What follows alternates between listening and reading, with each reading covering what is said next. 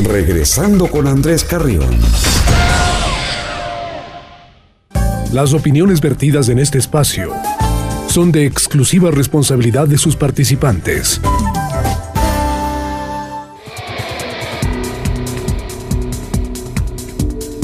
Bien, vamos a presentar nuestra entrevista de esta hora. Ya son las 17:11 y queremos destacar una noticia que en este instante se publica en la versión digital de Diario El Comercio y que dice lo siguiente. Voy a dar lectura a esta nota que está firmada por Daniel Romero de la redacción de Diario El Comercio.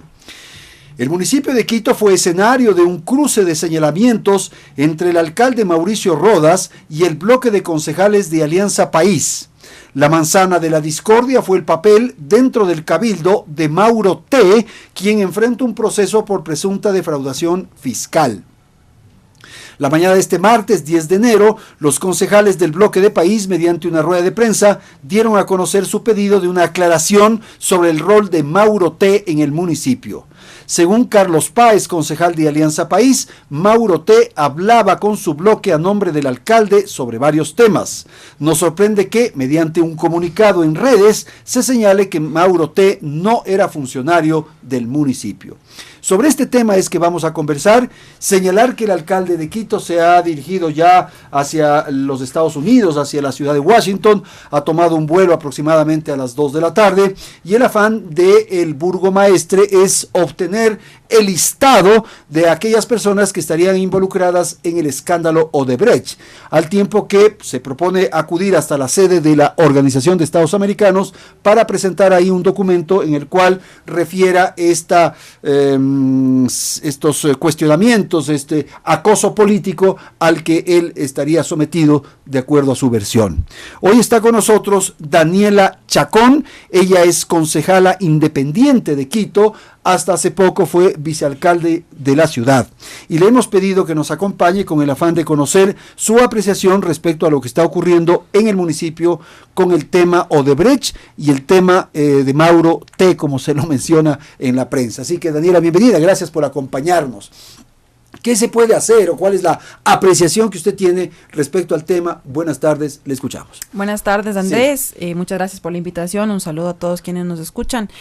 Creo que hay que hacer un recuento de algunos hechos que creo que permiten entender este problema, ¿no? En primer lugar, el conocimiento de que existieron pagos por 33.5 millones de sobornos que habría entregado Odebrecht para obtener obras en el país. No sabemos y no conocemos a qué corresponden esas obras, si es que son obras que están relacionadas con el gobierno central o con el municipio, porque ambos han tenido contrataciones que se están ejecutando y que se ejecutaron con esta empresa. En ese sentido, en el municipio de Quito, varios concejales, entre esos yo, alzamos las alertas, ¿no es cierto?, en el sentido de que, bueno, hay que transparentar la información, hay que aclarar cómo se dieron las negociaciones del contrato del metro, justamente para ejercer nuestra potestad fiscalizadora. Pero atención, no solamente es el metro que ha trabajado es la Odebrecht, ruta viva. Es la ruta viva fase 1, fase 2. De hecho, yo remití una carta a la Fiscalía pidiendo que se haga una especial atención a los contratos que ha tenido la empresa Odebrecht en Quito, tanto ruta viva fase 1 y 2 como la construcción de la primera línea del metro. Y en la sesión de consejo de la semana pasada, en la que se nos explica sobre el proceso de desvinculación de Odebrecht del consorcio Odebrecht Acciona, el gerente de la empresa del metro y el alcalde reconocen haber mantenido conversaciones informales para negociar el monto del contrato. Conversaciones sobre las cuales no existe ningún registro, ningún acta, ninguna grabación, no conocemos cuál es el alcance de las conversaciones, qué fue lo que se negoció. Entonces, esto por supuesto que también genera un problema. Bueno, ¿no? pero eso es evidente, eso lo conoció el país. Lo que no sé es qué instancia y de qué modo se trabajó ese tema, porque no olvidemos que se hizo un estudio para justamente la contratación del metro, para la contratación de la construcción del metro.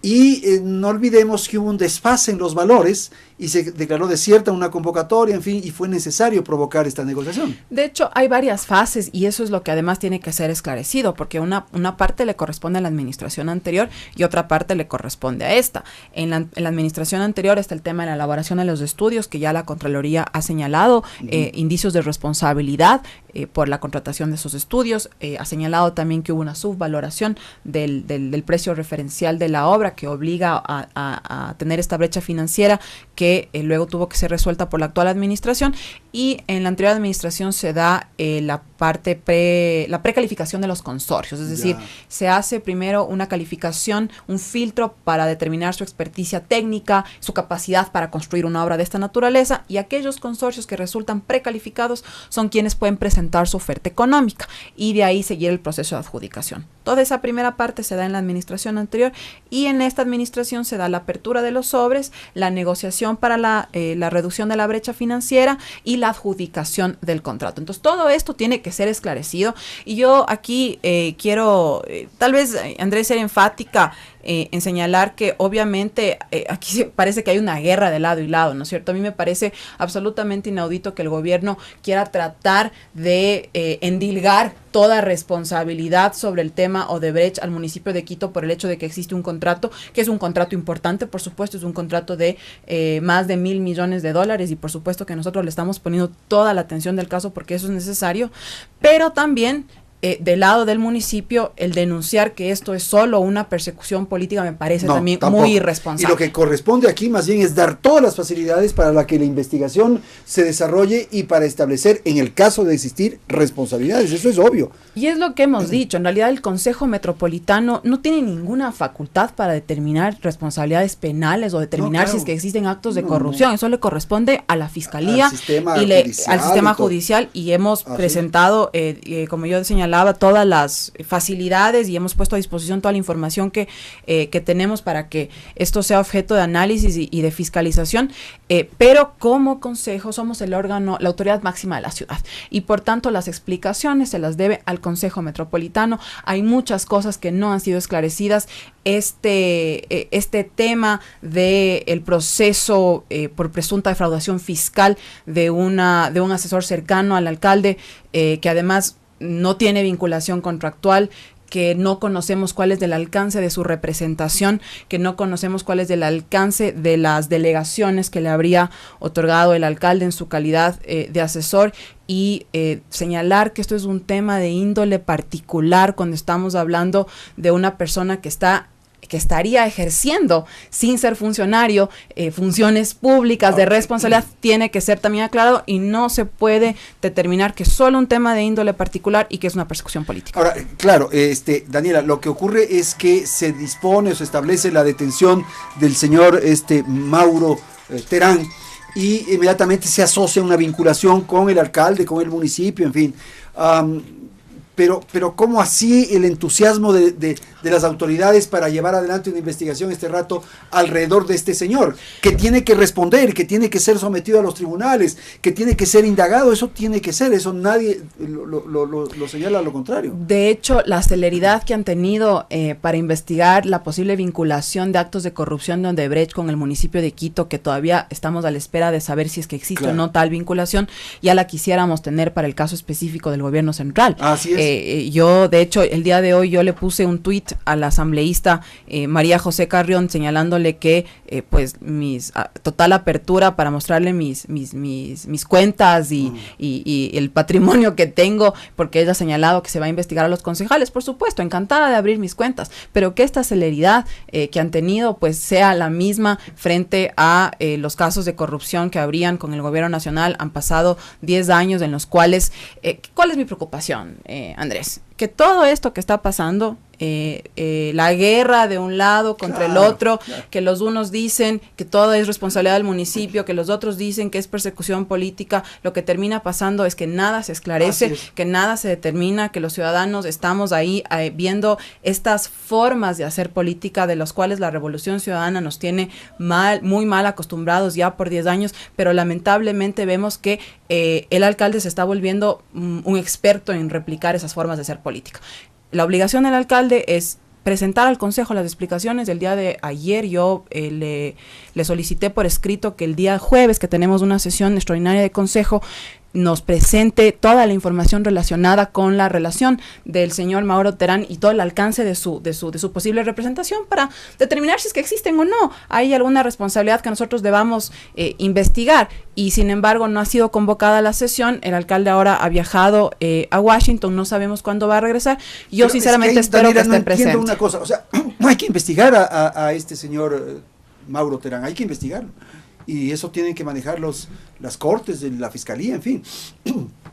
Pero es como asociar. Fíjese, ahora mismo en otro rubro hay una investigación por el caso Petroecuador, y está vinculado ahí el señor Carlos Pareja Yanuseli y el señor Carlos Pareja Cordero, en fin. Entonces uno pensaría y diría, ¿cómo así se lo convoca a esta gente y no al presidente de la República? No, pues tampoco. Hemos dicho inclusive que se ha escuchado sobre la vinculación. Yo esto tampoco puedo asegurar porque no tenemos la información sobre el vicepresidente de la República. Claro. Y todos estos... Entonces, Andrés, se le puede ya indilgar al alcalde de Quito. Está por demás exigir que Alianza País responda y que se ejerzan todas las acciones de fiscalización para determinar la existencia de actos de corrupción. Hemos visto los casos de Petroecuador, hemos visto lo infame que ha sido encontrar al señor Calvo Piña con todos esos billetes en su casa. Sí. Y ha sido realmente infame porque estamos frente a una crisis económica. Yo creo que los ecuatorianos miran eso y piensan en todos los recursos que han sido desperdiciados, que pudieron ser mejor invertidos, y yo he sido principalmente crítica de la Revolución Ciudadana. De hecho, eso me ha ganado sabatinazos y una serie de ataques por parte del gobierno central en redes sociales y demás, y yo nunca dejaré de exigirle al gobierno la transparencia, pero lo propio le tenemos que exigir a la alcaldía, lo propio le tenemos que exigir absolutamente todos, la transparencia en entregar la información. ¿Pero por qué al alcalde? Porque igual es el caso de Pareja Yanuseli, entonces que responda Rafael Correa, y no, pues. Bueno, eso, mire, yo le señalo por qué al alcalde, y porque además como concejal, y como yo tengo aquí una obligación de representar a los quiteños y de cuidar y asegurar que los recursos de los quiteños se están utilizando adecuadamente, y aquí hay dos temas que son fundamentales que deben ser esclarecidos, y yo sí quiero ser muy enfática en esto, Andrés. Yo no estoy señalando responsabilidades del alcalde ni del señor Mauro Terán, ni mucho menos, porque eso lo tiene que determinar la justicia. Yo lo que estoy señalando es que hay información que no es clara, hay declaraciones que no son claras, y que en todo este ambiente de guerra política y de oscuridad y de actos de corrupción, esa información tiene que ser absolutamente esclarecida. Por eso, Daniela, porque es un manejo político, entonces se cae en el juego político. El gobierno, que me parece que está atrás de esto, porque eso es evidente, de hecho se estará sobando las manos diciendo, ya está, ya los tenemos engañados, ya los concejales mismos están ahí. Esa forma de hacer política de Alianza País, creo que ya estamos extremadamente, ya conocemos, ¿no? Siempre están buscando chivos expiatorios, siempre están indilgando persecuciones políticas, lo han hecho por 10 años. Yo creo que los ecuatorianos somos lo suficientemente inteligentes como para no caer en ese juego, y como para saber exactamente que hay que investigar los actos de corrupción del gobierno, y que no se puede pensar que solamente se le va a querer pasar una responsabilidad al municipio, pero también tenemos la obligación de exigirle la transparencia al municipio. Y yo no creo, Andrés, y en esto sí también lo digo muy sinceramente, yo no creo que tener una postura de pedirle declaraciones al alcalde, de pedirle la información, de pedirle que nos entregue y que vaya al consejo y presente la información, es caer en el juego político. Aquí no se trata de si estás a favor o en contra de Alianza País, o a favor o en contra de Mauricio Rodas, sino de una forma de hacer política que la debemos desterrar ya, porque estamos cansados de estas guerras, porque estamos cansados de estas declaraciones de unos contra otros, y lo único que queremos es que realmente exista una responsabilidad y una probidad en la vigilancia de los procesos, en la fiscalización, en el uso de los recursos de los quiteños, y esa es la principal obligación que tenemos los concejales, y es por eso que yo he exigido que este tema se trate en el Consejo Metropolitano. Mira, que el alcalde se haya ido a Washington a entregar un documento al Departamento de Justicia señalando qué importante es para la ciudad esclarecer los hechos de Odebrecht. Perfecto, y que se vaya a la OEA a denunciar persecución. Yo, sinceramente, Andrés, creo que esa no es la labor del alcalde. La labor del alcalde es de estar presente en su ciudad y asistir a la sesión del Consejo Metropolitano del día jueves y entregar toda la información, esclarecer estos hechos, porque lo único que nosotros estamos buscando es no caer en esa provocación política de Lanza País, por supuesto, pero tampoco olvidarnos que también hay un ejercicio de transparencia y de fiscalización que hay que hacerlo en el municipio. Bueno, lo que ocurre es que me parece que hay un derecho a la defensa del alcalde, en el sentido de que si hay estas presunciones y empiezan a decirse estos asuntos de una eventual vinculación de la construcción del metro con coimas de Odebrecht, él hace bien al ir al Departamento de Justicia de los Estados Unidos y solicitar el listado de quienes habrían recibido el dinero. De ese modo decir, aquí están los nombres y no está nadie vinculado al municipio, por ejemplo. No sé si el Departamento de Justicia le vaya a entregar la Yo información. creo que no le va a entregar tan fácil, estoy de acuerdo. De hecho, las declaraciones del alcalde el día de hoy son para decir que va a presentar un documento al Departamento de Justicia señalando la colaboración, y ahí me parece absolutamente necesario y adecuado. De hecho, cuando tuvimos la sesión de consejo en la que se nos presenta la información del metro, que todavía pues nos falta que nos entreguen más información y algunas aclaraciones, el alcalde también manifestó su total apertura sobre sus cuentas patrimoniales y sobre entregar la información y colaborar con la fiscalía. Eso es absolutamente necesario, y yo también y recalco y digo nuevamente que bajo ningún concepto yo estoy estableciendo ya responsabilidades ni cayendo en ese juego. A mí me ha parecido absolutamente pernicioso, Andrés, que el presidente de la República ponga unos tweets en los que ya él prácticamente declara culpables. Eso es muy peligroso, porque todos los ciudadanos estamos sujetos al debido proceso y a la presunción de inocencia, y mientras de eso no se ha esclarecido, no se puede determinar que existen responsabilidades. Sin embargo, estamos frente a un hecho cierto: $33.5 millones en coimas que habría pagado Odebrecht en Ecuador. No sabemos cuál es el alcance de esos actos y esos actos de corrupción, y yo considero que la responsabilidad que tenemos las autoridades de representación, las autoridades políticas, las autoridades públicas, es en nuestros espacios, en la medida de nuestras competencias y posibilidades, ayudar para que esto se esclarezca de todos los lados y no caer en esta confrontación política que además le hace mucho daño al país en un periodo electoral, que lo único que hace es buscar una confusión, y cuando deberíamos estar concentrados en discutir qué es lo que queremos para el país los próximos 4 años. Daniela, hay otro tema que tiene que ver con esto sin duda, y es el hecho de que Odebrecht se abre, digamos así, sale del consorcio para la construcción del metro. Este también es un asunto que debe ser conocido en el Consejo, ¿cree usted? Por supuesto, conocimos ya un primer informe la semana pasada. El proceso de desvinculación de Odebrecht inició alrededor de septiembre del año pasado. Nosotros lamentablemente nos enteramos por los medios de comunicación en diciembre, y luego pues ya nos fue entregada la información formalmente en enero de este año, y ahorita se está a la espera de que los multilaterales den su no objeción a la salida del consorcio. ¿Qué es lo que puede suceder aquí para tranquilidad de los quiteños en función de la construcción de la obra?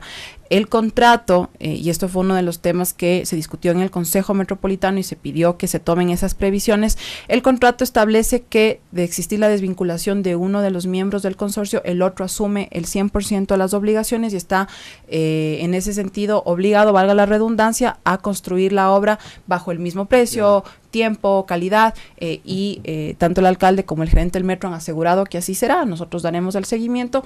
Y Acciona ha aceptado, digamos, asumir esa responsabilidad. Acciona ha aceptado asumir esa responsabilidad. De hecho, Acciona va a trabajar con otras de sus subsidiarias que de otros países para poder... ¿Tiene que darse un traspaso de acciones? ¿Cómo será eso? Es un traspaso de derechos, así es, para que Acciona asuma el 100% de los derechos y las obligaciones sobre la construcción de la primera línea del metro.